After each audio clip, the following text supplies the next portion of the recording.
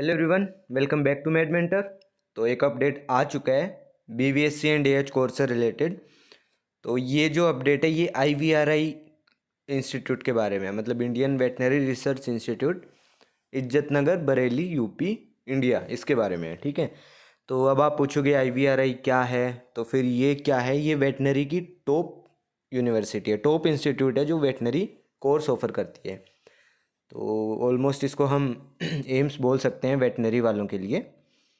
Cut off काफ़ी high रहती है, बहुत अच्छी फैसिलिटीज़ हैं, बहुत ब्यूटीफुल सा कैंपस है। इसके बारे में मैं आपको एक बार पहले बता चुका हूँ, अगर आपको याद हो तो। एक वीडियो बनाई थी मैंने, पूरा सब कुछ, प्रीवियस ईयर की कट ऑफ, फी स्ट्रक्चर क्या रहती है और सीट मैट्रिक्स क्या रहता है, इन सब के बारे में मैं वीडियो बना चुका हूँ। उसके बारे में अभी बात नहीं करते हैं। एंड कोशिश करूँगा कि मैं इसी वीडियो में वो सारे पुराने जो पॉइंट्स थे वो सब पॉइंट्स कवर कर दूँ, ताकि आपको जो पुराने वाली वीडियो है वो देखने की ज़रूरत ना पड़े। तो इन्फॉर्मेशन बुलेटिन आ चुका है। अभी एक दो दिन पहले मैंने वीडियो बनाई थी, बताया था कि 7 मार्च को इन्फॉर्मेशन बुलेटिन आना है, जो अभी 7 मार्च को आ चुका है ऑब्वियसली। एक हफ्ते के लिए आपका रजिस्ट्रेशन पोर्टल ओपन रहेगा। अच्छे से बात करेंगे, एक एक पॉइंट को डिस्कस करेंगे और कोशिश करेंगे वीडियो ज़्यादा लंबी ना हो। और ये भी कोशिश करेंगे कि आपको कोई डाउट ना रहे, आपके सारे डाउट्स एक ही वीडियो से क्लियर हो जाएं, इसके बाद आपको दूसरी वीडियो ना देखनी पड़े। ये कोई इसमें कोई डाउट नहीं है कि ये जो इंस्टीट्यूट है ये बीवीएससी एंड एच के लिए परफेक्ट इंस्टीट्यूट है। तो अगर आपके मार्क्स काफ़ी सही हैं और आप वेटनरी करना चाहते हो तो ये आपके लिए बेस्ट चीज़ है। ठीक है। रजिस्ट्रेशन वगैरह क्या रहता है उसके बारे में हम अच्छे से बात करने वाले हैं। तो सबसे पहले कोर्स कौन सा है। BVSc and AH degree course है जो 5.5 साल का होता है, जिसमें 1 साल की कंपलसरी रोटेटिंग इंटर्नशिप होती है। ठीक है। ड्यूरेशन और बीवीएससी कोर्स ये सब आपको समझ आ गया। इसको वेटनरी मतलब bachelor of veterinary science and animal husbandry course है बेसिकली। नंबर ऑफ़ सीट्स 40 हैं। लास्ट टाइम तक 24 सीट रहती थी, जिसमें से 3 सीट्स जो होती थी वो वीसीआई के थ्रू भरी जाती थी और 21 सीट्स के लिए अलग से रजिस्ट्रेशन होता था। इस बार 6 सीटें वो वीसीआई के थ्रू भरी जाएंगी और 34 सीट्स के लिए अलग से रजिस्ट्रेशन होगा, जिसके बारे में ये पूरा इन्फॉर्मेशन बुलेटिन है। ठीक है। तो वो इन 34 सीट्स के बारे में ही है ये सब। ये जो 34 सीटें फर्दर डिवाइड हो जाएंगी। जो 5 सीट होंगी वो एससी के बच्चे को मिलेंगी, जो 2 सीट होंगी वो एसटी के लिए रिजर्व होंगी।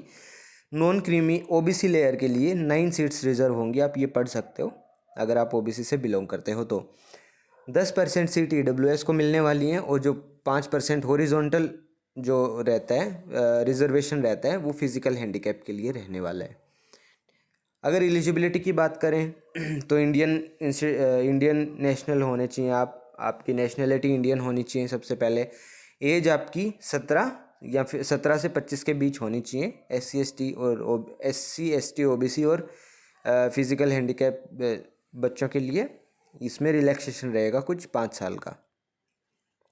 क्वालिफ़िकेशन क्या क्या होनी चाहिए तो ये आप देख सकते हो कि पीसीबी होना चाहिए आपके पास, एंड इंग्लिश होनी चाहिए एज ए कोर सब्जेक्ट, और कितना कितना 50% मार्क्स होना चाहिए एंड ऑल दैट स्टफ। आप ये पढ़ सकते हो एक बार। आप इन्फॉर्मेशन बुलेटिन ऑब्वियसली आप खुद से भी डाउनलोड करना और आप अच्छे से एक बार उसके गो थ्रू हो जाना। मैक्सिमम चीज़ें मैं यहाँ कवर कर दूंगा, बट स्टिल अगर कुछ भी चीज़ रह जाती है तो आपका डाउट वहाँ से क्लियर हो जाए, तो इसके लिए आप अच्छे से डाउनलोड करके रख लेना। ठीक है। ये पीडब्ल्यूडी कैंडिडेट्स के लिए है। अगर आप उनमें से हो तो फिर आपको ये एक बार अच्छे से देख लेना चाहिए। इसके बाद हम शेड्यूल की बात करते हैं तो ऑनलाइन रजिस्ट्रेशन, इसमें थोड़ा सा रजिस्ट्रेशन का प्रोसेस वगैरह थोड़ा सा डिफरेंट होता है, तो आगे देखते हैं वो सब। तो ऑनलाइन रजिस्ट्रेशन 7 मार्च यानी आज से शुरू हो जाएंगे और 14 मार्च तक चलेंगे, एक हफ्ते तक चलेंगे। इसके बीच आपको अपना रजिस्ट्रेशन करना है और डॉक्यूमेंट्स अपलोड करने हैं। ठीक है। इसके बाद 22 मार्च को रैंक लिस्ट आएगी फर्स्ट राउंड के लिए, और फर्स्ट राउंड की काउंसलिंग हो जाएगी 28 मार्च को। इसके बाद सेकंड राउंड के लिए रैंक लिस्ट आएगी 29 मार्च को, और सेकंड राउंड की काउंसलिंग हो जाएगी 4 अप्रैल को। थर्ड लिस्ट आएगी, रैंक लिस्ट आएगी थर्ड राउंड के लिए 5 अप्रैल को। ये सब IVRI.nic.in पे आता रहेगा, तो आप इस वेबसाइट को रेगुलरली विजिट करते रहें। ठीक है। थर्ड राउंड जो होगा उसकी काउंसलिंग और ये फी submission and all that stuff, admission formalities basically, ये 11 अप्रैल को ख़त्म हो जाएगा 10 AM ऑनवर्ड्स। ठीक है। तो ये अगर लिखा है 10 AM ऑनवर्ड्स लिखा है तो हो सकता है कि ऑफलाइन काउंसलिंग हो। अभी कुछ ऐसा मैंने पढ़ा नहीं कहीं पे, तो देख लेना, मतलब ऑनलाइन होगा ऑफलाइन पता लग जाएगा और मैं बता दूंगा। अब 12 मार्च तक सब बच्चे इकट्ठे हो जाएंगे, 34 की 34 सीट्स भर जाएंगी, सॉरी 12 अप्रैल तक। फिर उन सबको जाना है और कॉलेज में रजिस्ट्रेशन होगा। 13 मार्च से आपकी क्लासेस स्टार्ट हो जाएंगी IVRI में। तो अगर आपका ये पूरा प्रोसेस होता है, आप 13 मार्च तक 13 अप्रैल तक पहुंच जाते हो वहाँ पे। मैं बार बार मार्च बोल रहा हूँ क्या? अगर ऐसा बोल रहा हूँ तो आई एम सॉरी, मेरा दिमाग हिल चुका है क्योंकि मैं नींद में हूँ ऑब्वियसली। तो हाँ, तो 13 अप्रैल तक सब कुछ हो जाएगा। और अगर आप यहाँ तक पहुँचते हो तो फिर कॉन्ग्रेचुलेशन, और अगर आप यहाँ तक नहीं पहुँचते हो तो ऐसा कुछ नहीं है, मतलब आप ऑब्वियसली कुछ अच्छा ही करेंगे लाइफ में। चलो ठीक है, प्रोसेस क्या रहने वाला है। तो सबसे पहले ये वेबसाइट, ये जो वेबसाइट है ये मैं उसमें अपने डिस्क्रिप्शन बॉक्स में डाल दूंगा। तो आपको यहाँ पे जाके डायरेक्ट आपका रजिस्ट्रेशन कर देना है, अप्लाई करना है आपको। यहाँ पे जाके एडमिशन पोर्टल है बेसिकली ये IVRI का। अगर रजिस्ट्रेशन फ़ीस की बात करें तो 2000 रहेगी जनरल OBC EWS कैंडिडेट के लिए, और 1000 रहेगी SC ST और फिजिकल हैंडीकैप कैंडिडेट्स के लिए। आपको रजिस्ट्रेशन करना है, प्रॉपर रजिस्ट्रेशन फ़ीस देनी है, डॉक्यूमेंट्स अपलोड करने हैं एंड ऑल दैट स्टफ। इसके बाद आपको फिनिश बटन पे क्लिक करना है। और अब आता है एक नई चीज़ जो आपने अब से पहले किसी काउंसलिंग में शायद नहीं की होगी, और वो नई चीज़ ये है कि आपको एक डॉक्यूमेंट की लिस्ट दी जाएगी, जो डॉक्यूमेंट की लिस्ट आपको अपलोड करनी है इस वेबसाइट पे IVRI BVSC ADM 2021@gmail.com। इस जीमेल पे आपको अपने सारे अपने जितने भी डॉक्यूमेंट्स हैं वो सब आपको .zip फोल्डर या .rar फोल्डर बना के आपको ईमेल करना है, ठीक है, 14 मार्च से पहले। तो 7 से 14 मार्च के बीच जो ये डॉक्यूमेंट अपलोडिंग वाला है ये भी आपको कंप्लीट करना है। ये चीज़ जनरली किसी और काउंसलिंग में नहीं होती है बट इसमें होता है।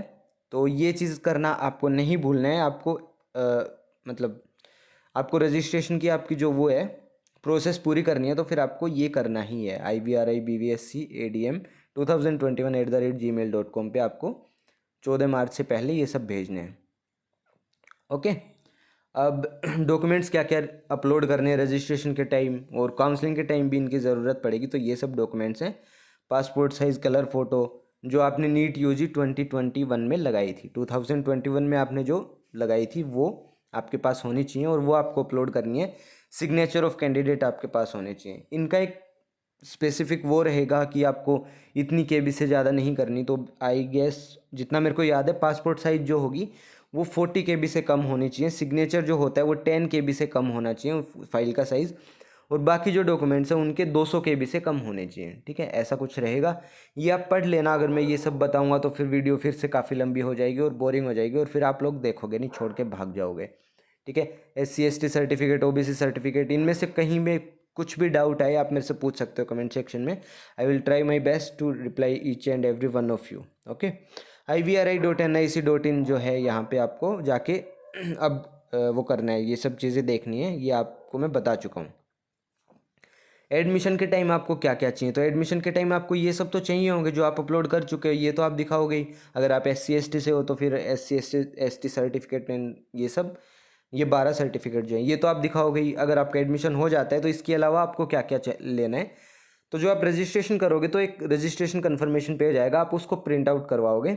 इसके अलावा माइग्रेशन सर्टिफिकेट और ये NTC दोनों चीज़ें आपको लेनी है, माइग्रेशन सर्टिफिकेट और TC। माइग्रेशन सर्टिफिकेट की ज़रूरत आपको इसलिए पड़ेगी क्योंकि इसमें ऑल इंडिया से कहीं से भी बच्चे आ सकते हैं, और अगर आप अदर स्टेट में एडमिशन लेते हो तो आपको माइग्रेशन सर्टिफिकेट की ज़रूरत पड़ती ही है। तो 12th क्लास में आपको एक माइग्रेशन सर्टिफिकेट मिला होगा, वो आपको यहाँ पे देना है। ट्रांसफ़र सर्टिफिकेट आपको देना है। अगर आपने ड्रॉप लिए हैं तो फिर आपको गैप एफिडेविट देना है। मेडिकल सर्टिफिकेट देना है। आप कोशिश करना कि मतलब कोशिश क्या, आप मेडिकल सर्टिफिकेट इसमें एनेक्सर 7 में जो दे रखा है आप वही प्रिंट आउट करवाओ और अपना मेडिकल सर्टिफिकेट उसमें बनवा लो।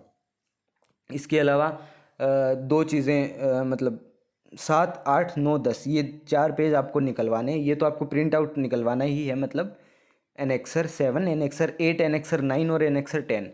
जो 7 वाला है वो मेडिकल सर्टिफिकेट है। अगर आपका सिलेक्शन हो जाता है तो आपको अपना मेडिकल सर्टिफिकेट देना ही होगा।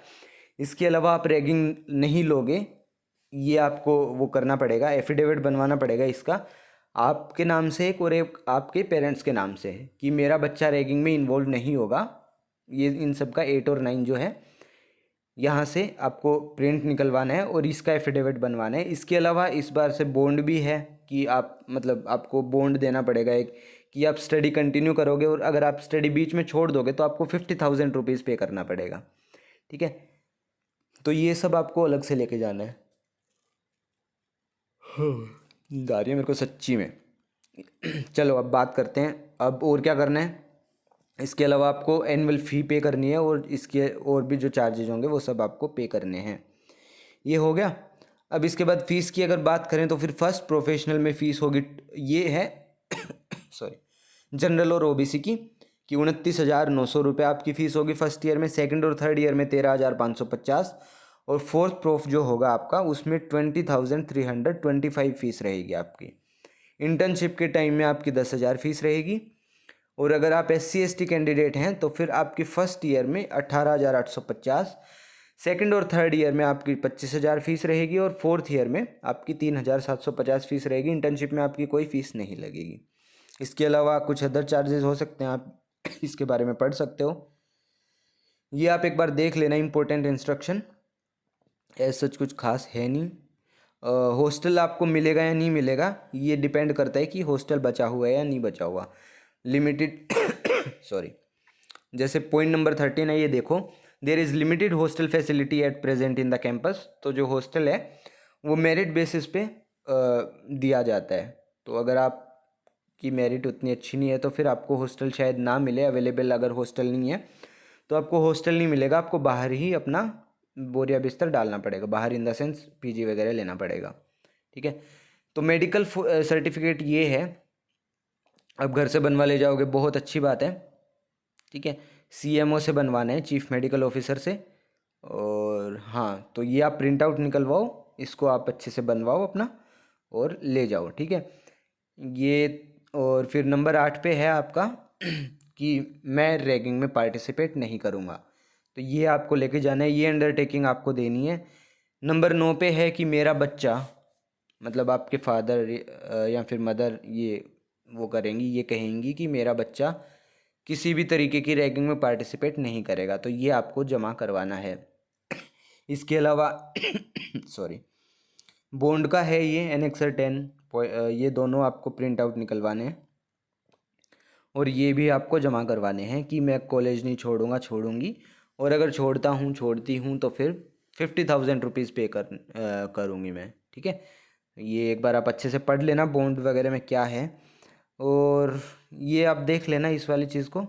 ये मैं बता ही चुका हूँ आपको, पासपोर्ट साइज़ फ़ोटो जो होगी वो 40 KB से कम होगी और जो फॉर्मेट होगा वो JPEG मतलब .jpeg फॉर्मेट होगा और बाकी सब 200 MKB से कम होंगी। हाँ, सो इतना ही था बस।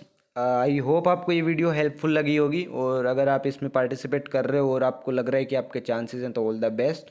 और अगर आपको लग रहा है कि इसमें चांसेस नहीं है तो फिर VCI की काउंसलिंग आने वाली है, या फिर आप अपने स्टेट से कोशिश करो वेटनरी लेने की।